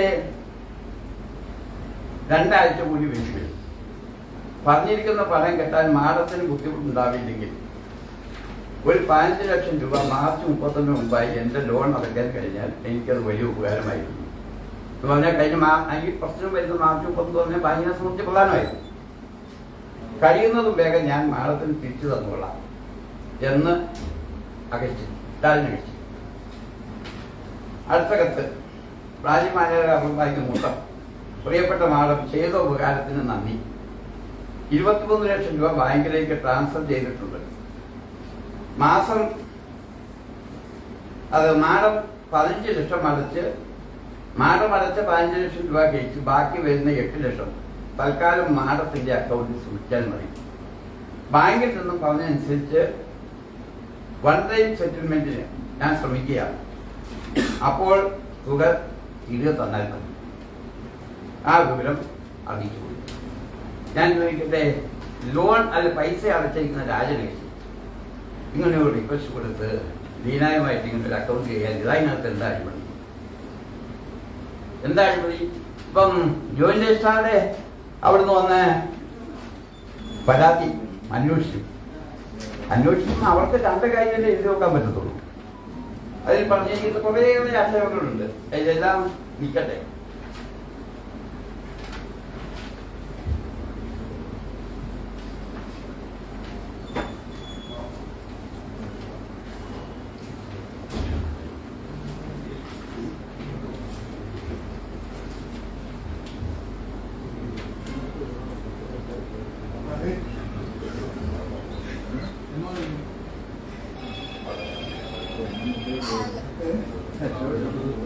ഇപ്പൊ ഈ റിപ്പോർട്ടിൽ പറയുന്നത് ഇതുമായി ബന്ധപ്പെട്ടുകൊണ്ട് രാജനഗറ്റിനോ പ്ലാനേജായിട്ടുള്ള ലീനോ യാതൊരുവിധ പരാതിയും നൽകിയിട്ടില്ല. അപ്പോൾ ഒരാളുടെ അക്കൗണ്ടിൽ നിന്ന് പൈസ അങ്ങോട്ടും ഇങ്ങോട്ടും കൈമാറി വായ്പയാകാം, മറ്റെന്തെങ്കിലും ആകാം. കൈമാറിയതിന് അവർക്കില്ലാത്ത പരാതി എങ്ങനെ വേറെ ഉന്നയിക്കുന്നത്? എന്തായാലും അടിസ്ഥാനം അതായത് ഞാൻ മറ്റു പല കാര്യങ്ങളും ചേർത്ത് വെച്ച് നോക്കുമ്പോൾ അടിസ്ഥാനമില്ലാത്ത കാര്യങ്ങൾ പറഞ്ഞ് ഒരു പുകമറ സൃഷ്ടിക്കാൻ ബാങ്കിലൊന്നും നോക്കിയാൽ ഇതിന്റെ എല്ലാ സത്യത്തിൽ അറിയാമല്ലോ. പിന്നെ ഈ ഞാൻ കഴിഞ്ഞ ഒരു 10-40 വർഷമായി പൊതുരംഗത്ത് നിൽക്കുന്ന ആളാണ്. നിങ്ങൾ മാധ്യമ സുഹൃത്തുക്കളോട് ഞാൻ പിന്നെ പോലും ചോദിക്കുന്നത്, എന്നെ സംബന്ധിച്ച് കാര്യമായി എന്തെങ്കിലും ഒരു അഴിമതി ആക്ഷേപം കേട്ടിട്ടുണ്ടോ? ഈ പറഞ്ഞ കാര്യം ആ നിലയ്ക്ക് എടുക്കും കേട്ടിട്ടുണ്ടോ? അല്ലാതെ അതിക്കാര്യം അല്ല ഞാൻ ചോദിക്കുന്ന സാധാരണഗതിയിൽ ഒരു ലക്ഷണപ്പിശകളവന് എല്ലാ സമയത്തും ലക്ഷണപ്പിശകളുണ്ട്. ബാങ്ക് അമ്മനാവും മാത്രമല്ല, അത് ചിലരുടെ ബ്ലഡിൽ ചേർന്നിട്ടുള്ള കാര്യമാണ്. അതുകൊണ്ടേ ഞാനത് സുരേഷിനോടൊക്കെ പറയുന്നത് ബാക്കി കാര്യങ്ങളെല്ലാം ഒന്ന് വിട്ടിട്ട് എന്നെ സംബന്ധിച്ച് അങ്ങനെ ഉണ്ടോ ആക്ഷേപം ഉണ്ടെങ്കിലും ഓക്കെ. ഞാൻ എൻ്റെ കുഞ്ഞുങ്ങളെ നാട്ടിലെവിടെയെങ്കിലും എൻ്റെ സ്വാതന്ത്ര്യം ഉപയോഗിച്ച് ജോലിക്ക് വെക്കാൻ നോക്കിയിട്ടില്ല. എൻ്റെ സ്വന്തം കഷ്ടപ്പാട് എങ്ങനെ ഞാൻ ജീവിച്ചെന്നുള്ള സാഹചര്യമൊക്കെ എൻ്റെ നാട്ടിലുള്ളവർക്കറിയാം, എൻ്റെ പാർട്ടിലുള്ളവർക്കറിയാം. അപ്പം അതുകൊണ്ട് ഈ തൊപ്പി എൻ്റെ തലയിൽ ചെയ്യുന്നതല്ല. ഇത്രയും എനിക്ക് പറയാനുള്ളത്. പിന്നെ ഈ ആക്ഷേപമൊക്കെ ഉന്നയിക്കുന്നവരുടെ പശ്ചാത്തലം ഒന്ന് പരിശോധിക്കുന്ന നല്ലതാണ്. അവർ വന്ന കാലം എങ്ങനെയായിരുന്നു, ഇപ്പോൾ എങ്ങനെയാണ് എന്നൊക്കെ നോക്കുന്നതല്ല. നിങ്ങൾ അന്വേഷണാത്മക പത്രപ്രവർത്തനത്തിൻ്റെ ആളുകളാണല്ലോ, നോക്കുന്ന നല്ലതാണ്. ഞാൻ അത്രയും ഇപ്പോൾ പറയുന്നു. ബാങ്കിന്റെ പ്രവർത്തനം എത്ര കാലത്തിനുള്ളിൽ പുനരാരംഭിക്കാനാണ്? എന്നാ സ്വർഗത്തിലെത്തുന്ന ചോദിക്കുന്നവരെയാ.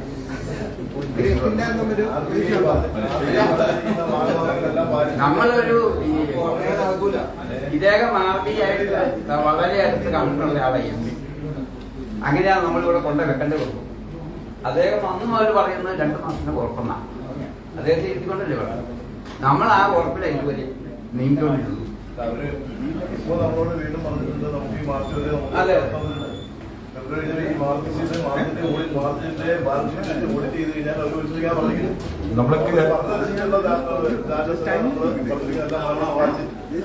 നമുക്കിപ്പോഴുള്ള ഒരു അവസ്ഥ പറയാം. നമുക്ക് മാർച്ച് ഫിനാൻഷ്യൽ ഇയർ ആണ്. ഈ ഫിനാൻഷ്യൽ ഇയറിലെ ഓഡിറ്റഡ് ബാലൻസ് ഷീറ്റ് RBI അയക്കണം. RBI ഇത് പരിശോധിച്ച് അവരൊരു ഓൺലൈൻ ഇൻസ്പെക്ഷൻ, ഇവിടെ വരുന്നില്ല, അവരൊരു ഓൺലൈൻ ഇൻസ്പെക്ഷൻ അത് നടത്തിയ ശേഷം ബോംബെക്ക് അവർ ഫയൽ അയച്ച് അപ്രൂവൽ വാങ്ങിച്ച് നമുക്ക് ഏപ്രിൽ ബാങ്ക് തുറന്നു തരാമെന്നാണ് വാക്കാൽ പറഞ്ഞിട്ടുള്ളത്. അപ്പം നമ്മളെ ഇപ്പോഴത്തെ രീതിയിൽ ഫിനാൻഷ്യൽസ് ഓക്കെ ആയതുകൊണ്ട് നമ്മളത് പ്രതീക്ഷിക്കും. നമ്മളെല്ലാം വലിച്ചു. നമുക്ക് നെറ്റ് NBA മാത്രമായിരുന്നു പ്രോബ്ലം ഉണ്ടായിരുന്നത്. നെറ്റ് NBA എന്ന് പറഞ്ഞാൽ നമുക്ക് ഇപ്പോൾ നമ്മുടെ ബാങ്കിലുള്ള അഡ്വാൻസിൽ, ഗ്രോസ് അഡ്വാൻസിൽ നമ്മൾ പ്രൊവിഷൻ വെച്ച് ലോസ് ബുക്ക് ചെയ്തിട്ടുള്ള എമൗണ്ട്, കിഴിച്ചിട്ടുള്ള എമൗണ്ട്, അത് നമുക്കിപ്പോൾ 3 കോടിയുള്ളൂ. അത് 6% താഴെയാണ്. ഞങ്ങൾ നല്ല രീതിയിൽ ഒരു റിക്കവറി വരികയാണെങ്കിൽ അത് നമുക്ക് 0 ആക്കി നമുക്ക് റിപ്പോർട്ട് ചെയ്യാൻ പറ്റും. അങ്ങനെ വന്നാൽ നമ്മളെ സംബന്ധിച്ചിടത്തോളം ഈ സഞ്ചിത നഷ്ടം എന്ന് പറയുന്ന 56 കോടിയായിരുന്നു നമുക്ക് കഴിഞ്ഞ വർഷത്തിന് മുമ്പുണ്ടായിരുന്നത്. ഇത് വരുമ്പോൾ അതിപ്പോൾ 10 കോടിയായിട്ടുണ്ട്. അതുകൊണ്ട് കഴിഞ്ഞു കഴിഞ്ഞാൽ ബാങ്കിന് മുമ്പോട്ട് ഒരു പ്രശ്നമില്ല. നമുക്ക് വളരെ സുഖകരമായിട്ട് ബാങ്ക് കൊണ്ടുനടക്കാൻ പറ്റും. ഇതാണ് അവസ്ഥ. അപ്പൊ എന്തായാലും ഏപ്രിൽ 30 മുമ്പ് ഞങ്ങൾ പ്രതീക്ഷിക്കുന്നു. ഇത് ഞങ്ങൾക്ക് റിട്ടേൺ ആയിട്ടൊന്നും RBI തന്നിട്ടില്ല, പക്ഷെ അവർ നമ്മളോട് വാക്കാൻ പറഞ്ഞിട്ടില്ല. ഓക്കെ. അപ്പൊ ഒരൊറ്റ കാര്യം പറയട്ടെ. ഈ ഞാനിപ്പോ ഇടയ്ക്ക് മംഗളത്തിന്റെ ഉണ്ണിയെ അന്വേഷിച്ചായിരുന്നു. ഉണ്ണി ഇപ്പൊ വന്ന് കയറുകൊണ്ട് അത് പിന്നെ അപ്പൊ ഈ ഞാൻ കരിമൂന്ന് PJ അവരെ സംബന്ധിച്ച ഒരു കാര്യം പറഞ്ഞു. കരിമൂന്നം ബാങ്കി ബോർഡ് മെമ്പറായിരുന്നുകൊണ്ട് ഞാൻ മറയ്ക്കാനില്ലാത്തതുകൊണ്ടും ഉണ്ണി അറിഞ്ഞില്ല എന്ന് പറഞ്ഞാൽ പിന്നെ ഉണ്ണിയെ മറച്ചിട്ടൊന്നും വരാതിരിക്കാനേ വേണം. അവിടെ ആളുടെ പേര് ഞാൻ പറയുന്നില്ല. ഒരാളെ കബളിപ്പിച്ച്, ഭാര്യയും ഭർത്താവിനെയും കബളിപ്പിച്ച് ഇയാൾ ലോൺ ഫയലിൽ ഒപ്പിടിച്ചു. എന്നിട്ട് ജപ്തിക്ക് എന്നപ്പോൾ അവർ വീടറിയുന്നു. അവരെൻ്റെ അടുത്ത് പരാതി ആയിട്ട് വന്ന് ഞാൻ ആ പരാതി അവരായിരിക്കും കൂടെ ദോഷമില്ല അതുപോലെ പരിഹരിച്ചാളാണ്. അവരാ നമ്മളെ ബാങ്കുമായി ബന്ധപ്പെട്ട് വന്ന വിഷയം എങ്ങനെയാണ് കൈകാര്യം ചെയ്തതെന്ന് പറയാൻ വേണ്ട. നീ ഒരു കാര്യം ഞാൻ പറയാൻ വിട്ടുപോയത്. ഇച്ചിരി പഴയ മാധ്യമ സുഹൃത്തുക്കൾക്ക് അറിയാം. ഇവിടെ സോവീസോ എന്ന് പറയുന്ന ഒരു സ്ഥാപനം ഉണ്ടായിരുന്നു. സുരേഷ് നന്നായിട്ട് അറിയാം. അത് 1980 PC ചാക്ക വ്യവസായ വകുപ്പ് മന്ത്രിയായിരുന്നു. അപ്പം അന്ന് ശ്രീ PJ അവരെ ഇടതുപക്ഷത്തിന്റെ ഭാഗമായിരുന്നു.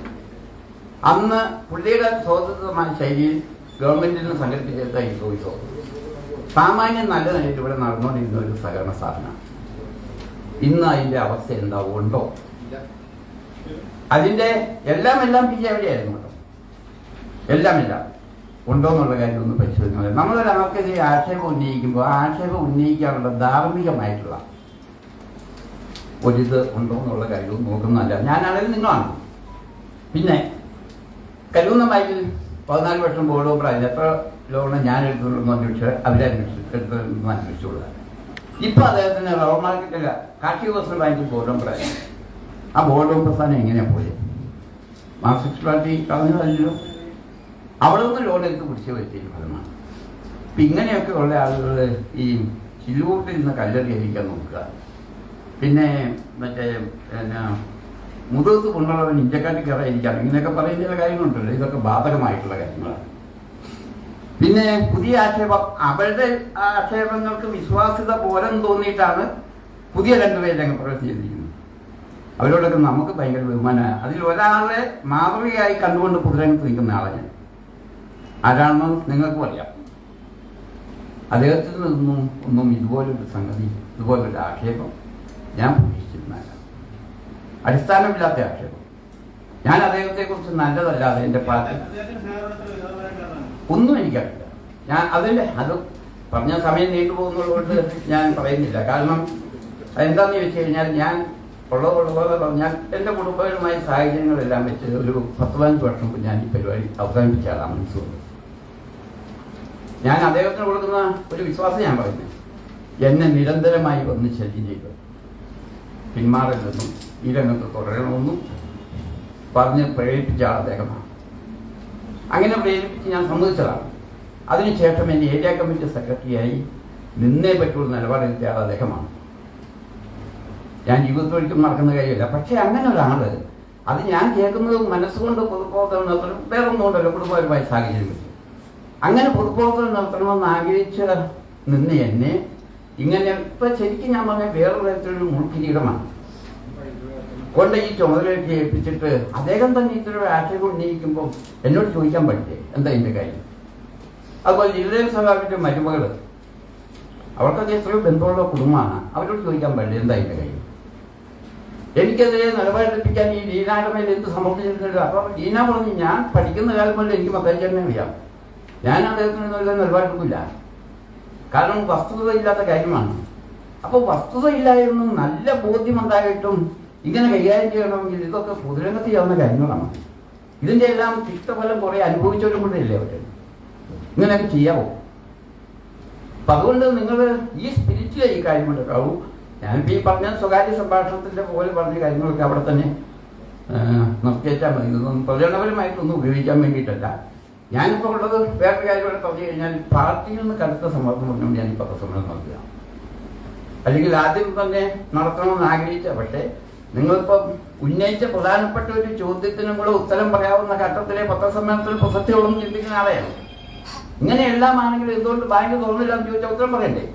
അതുകൊണ്ട് നമ്മൾ ഒഴിവായി നിന്നതാണ്. പക്ഷേ ഒരു പരിധിയും കടന്നാലോ ഈ ബാങ്ക് രക്ഷപ്പെടുന്നിടത്തേക്ക് വരുമ്പോൾ ഏത് വിധേനയും ഇതിനെ തകർക്കാൻ എല്ലാ വേഷവും കെട്ടാൻ ആൾ തയ്യാറായി വന്നാൽ പിന്നെ ബാക്കി നോക്കാൻ നിർവാഹമില്ലാത്തതുകൊണ്ടാണ്.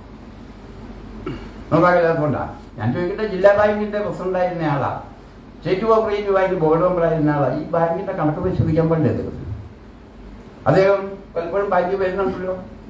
ഈ ബാങ്കിനുള്ള വിശ്വാസം നഷ്ടപ്പെട്ടു എന്ന് പറഞ്ഞിട്ട് 37 ലക്ഷം രൂപ കിടന്ന് എടുത്തുകൊണ്ട് പോയ ആളാ. ഇപ്പൊ എങ്ങനെ ഈ ബാങ്കിൽ വിശ്വാസം ഉണ്ടായത്? നല്ല കഷ്ടപ്പെട്ട് ജോലി ചെയ്തുകൊണ്ടാണ്. ചെയർമാന് വിശ്വാസത്തിന്റെ ഉള്ളിൽ തന്നെ പറഞ്ഞു കേട്ടോ, ചെയർമാൻ മാറാതെ മുമ്പോട്ട് ഒരു നിക്ഷേപം വരുത്തില്ലെന്നാണ്. അത് കുഴപ്പമില്ല, അതിന് പ്രശ്നമില്ല. അതാണ് ഞാൻ പറഞ്ഞ പുള്ളിക്ക് താമസിച്ച് പറഞ്ഞ സംഘടനത്വം അറിയാം. ബാങ്കിന്റെ ചെയർമാൻ എങ്ങനെയാകുന്നെന്നും പ്രസിഡന്റ് എങ്ങനെയാകുന്നെന്നും എങ്ങനെ അവരെ മാറ്റുന്നെന്നും ഒക്കെ നന്നായി പരിശീലനം കിട്ടിയിട്ടുള്ള ആളാണ്. ആ മാർഗങ്ങളൊക്കെ ഉപയോഗിക്കാൻ പാടില്ലേ? അപ്പൊ അതുകൊണ്ട് നമ്മള് ഒരു സൗദേശത്തോട് കൂടിയെടുത്ത് ഇത് നാടിന്റെ ഒരു സ്ഥാപനമാണ്, 100 വർഷം പഴക്കമുള്ളതാണ്. ഞാനിപ്പോ പാർട്ടിയുടെ സംഘടനാ രീതിയും മാനദണ്ഡവും വെച്ച് ഈ ടൈം കഴിഞ്ഞാൽ ഞാൻ മാറുന്നയാളാണ്. എന്നെ നോക്കി വെറുതെ ആവശ്യമില്ലാത്തൊരു സ്ഥാപനം നഷ്ടപ്പെട്ടേണ്ട കാര്യമില്ല. പിന്നെ ഇതിൽ കെട്ടിമറിഞ്ഞ് കിടന്നേ ഉള്ളുന്നുള്ള യാതൊരു വാശിയും ആരെങ്കിലും കഴിയുന്ന പോലെ എന്നെ സംബന്ധിച്ചിട്ടതാണ്. 2 കുഞ്ഞുങ്ങളും അന്യനാട്ടിൽ പോയി കിടക്കുക. അവരോട് ഈ വയസ്സ് 10-70 ആകാറായി. അവരുടെയൊക്കെ കൂടെ പോയി ഇങ്ങനെയുള്ള കാലം കുഞ്ഞുങ്ങളെയൊക്കെ കണ്ടും പരിപാലിച്ചൊക്കെ പോകണമെന്നുള്ളതല്ലാതെ വേറെ എന്ത് സമ്പാദിക്കാനാ? ഒരു മനുഷ്യ ജീവിതം എന്തിനുള്ളതാ? ഈ സഹകാരികളോട് എന്താ പറയാനുള്ളത്? സഹകാരികളോട് പറഞ്ഞല്ലോ, അതിന്റെ അവധി പറഞ്ഞിട്ടുണ്ട്. സഹകാരികളോട് ഒരു പൈസ പോലും നിങ്ങൾക്ക് നഷ്ടപ്പെടുകയായിരുന്നു. നിങ്ങളുടെ പൈസയ്ക്ക് സുരക്ഷിതത്വപ്പെട്ടെന്നും ഇതുവരെയുള്ള വളർച്ചയിൽ നിങ്ങൾ വഹിച്ച പങ്കിന് നന്ദിയുണ്ടെന്നും സഹകാരികളോട് പറഞ്ഞിട്ടുണ്ട്.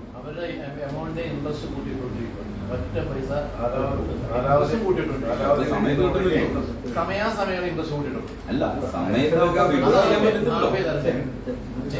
10 കോടി രൂപ നമ്മുടെ കയ്യിലുണ്ട്, നമുക്ക് അടുത്ത് ഉപയോഗിക്കാൻ പറ്റില്ല. പിന്നെ അതുകൊണ്ട് തന്നെ വെറും കടലാക്കാം. ഞങ്ങൾക്ക് പ്രയാസമുണ്ട്. പക്ഷെ ആർമി തരം പിന്നെ ഒരു കാര്യം കൂടെ എന്താണെന്നറിയോ, നമ്മൾ മനുഷ്യസഹജമായി സഹായിക്കേണ്ട കാര്യങ്ങൾ നിങ്ങൾ പറയുന്നതെല്ലാം വളരെ ന്യായമാണ്. മനുഷ്യസഹജമായി സഹായിക്കേണ്ട കാര്യങ്ങൾ, പാവപ്പെട്ട ആളുകൾ, കുഞ്ഞുങ്ങളെ പഠിപ്പിക്കാൻ വേണ്ടി പൈസ ഡെപ്പോസിറ്റ് ചെയ്തവർ, ചികിത്സയ്ക്ക് വേണ്ടിയുള്ളവർ, ഇങ്ങനെയുള്ള കാര്യങ്ങളെല്ലാം ഞങ്ങൾ ഭരണസമിതിയും ജീവനക്കാരും ചേർന്ന് അത്തരം ആവശ്യങ്ങളെല്ലാം നിർവഹിച്ചു കൊടുത്തിട്ടുണ്ട് എന്ന് പറഞ്ഞാൽ അതുകൊണ്ടാണല്ലോ 1.5 വർഷമായിട്ട് ഈ ബാങ്കിന് മുമ്പിൽ പലതരത്തിലുള്ള കുറ്റത്തിൽപ്പെട്ടാക്കാൻ നോക്കിയിട്ട് ആളുകൾ ഒന്നും ബഹളം ഉണ്ടാക്കാത്തത് കൊണ്ടാണ് ഞങ്ങൾ മനുഷ്യത്വപരമായി ഇടപെട്ടിട്ടുണ്ട്. ഇപ്പോ ഞാൻ ഈ പറയുന്ന ഞാൻ മഹാമോശക്കാരനാണെന്നൊക്കെ പറയുമ്പോൾ ഞാനവിടെ ചെയർമാനായി ഇപ്പോൾ തൊട്ടിട്ടാണല്ലോ. വരുന്നവരെ സമാധാനിപ്പിച്ചു വിടാൻ എനിക്ക് കഴിയുന്നുണ്ടല്ലോ. അപ്പൊ അതുകൊണ്ട് നമ്മൾ പലതും കരുതുന്ന പോലെ എല്ലാ കാര്യങ്ങളെന്നുള്ളതും കൂടി മനസ്സിൽ വെച്ചേക്കുക. ഓക്കെ, അപ്പോ എല്ലാവർക്കും നന്ദി.